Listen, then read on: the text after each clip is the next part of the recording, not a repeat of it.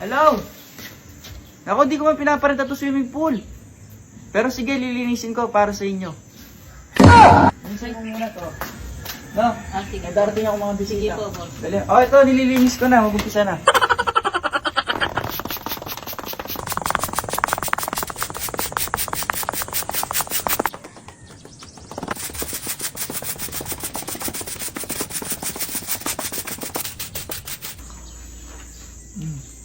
Sarap.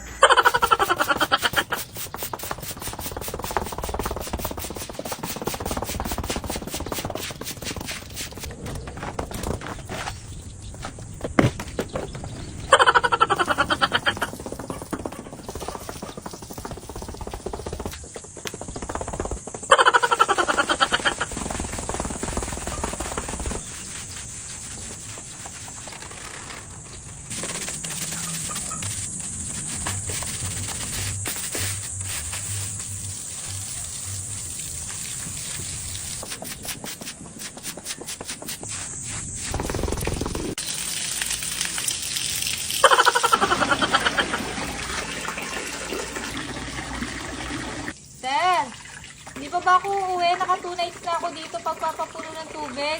Okay na yan. Nag-check-in na sila sa kabilang resort. Ang tagal mo kasi. Ngayong araw na nga namin papagandahin tong rest house. Sa mga nagtatanong ng renovation, eto na mga guys. Na nagumpisa na nga kami mag-ayos dito. Na kami na rin nagpintura. Kasi wala na kayong pambayad ng labor ni ate.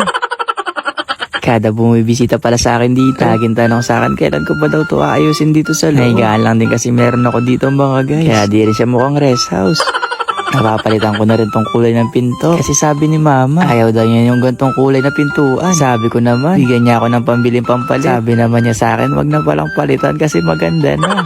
Pero umaga nga tayo nagising ngayon mga guys. Para na din talaga makapag-ayos dito sa loob. At para mabilis na tong matapos mga guys. Kaya fast forward, na lumabas na kami ni ate mga guys. Para ba makabili na ng materialis na mga gagamitin sa loob. Na-share out ko na si ate naglilista. Nahintayin daw niya matapos yung gagawin namin. Na yung una nga namin binili dito mga guys ay kulay ng pintura. Sa mga oras nga na yan, medyo nahihirapan kami pumili kung ano ba yung kulay. Ay meron na din naman napiling kulay, yung gray. Kaso ang dahil magkakaibang kulay ng gray dito. Na kahit anong pagpili nga namin dito sa gray mga guys. Sabi nung nagtitinda, wala na daw silang available na kulay gray na pintura. Kaya ayun, kulay puti na lang. At saka black. Kami nang bahala mag-mekos. Yung sunod naman pala namin pinuntahan dito sa tindahan ng mga sabitan ng kurtina. Ang angas nga nito mga guys. Kasi tignan nyo, parang ito yata yung tungkod ni Ima. Nakapag siguro ito yung binili mga guys, mapunta tayo sa ibang mundo. Bumili na din pala kami ng ilaw at saka ng iba pong mga kailangan. Na-share out ko na yung mga nandito sa cashier. Sayang daw, bawal sila mag-cellphone. Kaya sabi ko, sama ko na lang sila dito sa vlog. Kaya fast forward na mga guys. Sinuot na nga ni ate yung heels niya para makapagsimula na kayong magpintura. Naewan ko dyan kaya di naman daw siya napapagod kapag suot niya yan. Na maganda kasi yung sapatos na yan mga guys. Kasi may nagmamassage dyan sa loob. Cute. At dahil nga wala kami nabiling gray na pintura mga guys, eh walang stock kanina. Kaya sabi ko sa inyo, kulay white na nga lang yung binili namin. Pero bumili din kami ng 1 liter na black na pintura. Para heto yung gawin nating pang mekos. Na heto nga yung dumadalas namin gawin ni ate mga guys. Kapag hindi nga available yung gusto namin kulay. Na medyo matagal nga lang sa pagmekos-mekos to mga guys. Depende na lang sa'yo kung ano yung mas gusto mong kulay. Basta kami dyan, tinatansya namin hanggang sa maging maayos yung gusto namin kulay. Kaya kung tatanungin niyo ako ngayon mga guys kung anong kulay itong nagawa namin, hindi ko din po alam yung sagot. Kaya kinuha na rin namin tong mga karton para makapag-umpisa na rin kayo makapagpintura. Ginagawa nga namin tong mga guys para ba hindi masyadong makala. Kapag kasi nagpipintura ka, hindi mo maiiwasan mahulog yung pintura sa sahig. Eh minsan napakahirap tanggalin nun. Natutulong din pala ako sa pagpipintura mga guys. Simula ba nung nag-umpisa ako mag-vlog. At saka sabi ni mama, yung lolo at lolo pa daw niya, marunong daw talaga magpintura yon nung araw. Kaya sabi niya sa akin, baka doon ko daw nakuha yung talentong to. Wala mga guys, DIY lang talaga to. Kaya sinasabi ko dyan sa inyo mga guys, di ako professional sa pagpipintura. Pero gagalingan namin dito mga guys para maging maganda talaga yung resulta. Na para ba itong nabili nating rest house mga guys, magmukha talaga siyang bahay bakasyonan.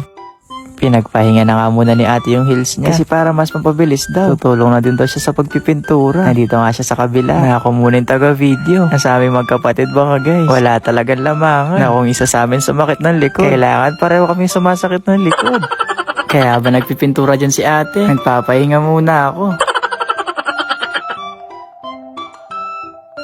Nagpatulong na nga kami dyan kay Bokyo para na din mapabilis. Na kailangan din kasi talaga namin matapos to kagad mga guys. Kasi baka bukas o sa susunod na araw matapos na rin yung mga pinapagawa kong furniture. Na sobrang ganda ng mga yun mga guys. Napanigurado ako magugustuhan nyo talaga dito. Na baka kasi sobrang ayos nga dito mga guys. Ipa-staycation na rin natin tong rest house. Shot. Pinapunta ko na nga yung pinsan ko dito para mapalagay na din tong nabili kong ilaw. Na medyo malabo na din kasi yung mga dating ilaw mga guys. Kaya para mas lumiwanag nga, pinalitan ko na siya ng bago na mas malaki. Pero di ko na pinashandelier yun dito baka guys. Kasi baka pag natutulog tayo, mahulog sa atin tong ilaw.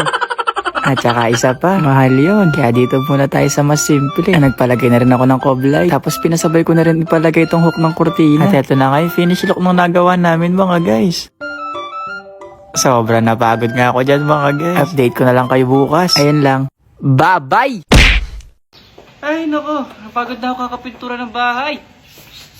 Ikaw, hindi ka papalakad-lakad dyan. Tuloy mo yung pagpipintura ko doon. Ah, sige. Napagod na ako eh.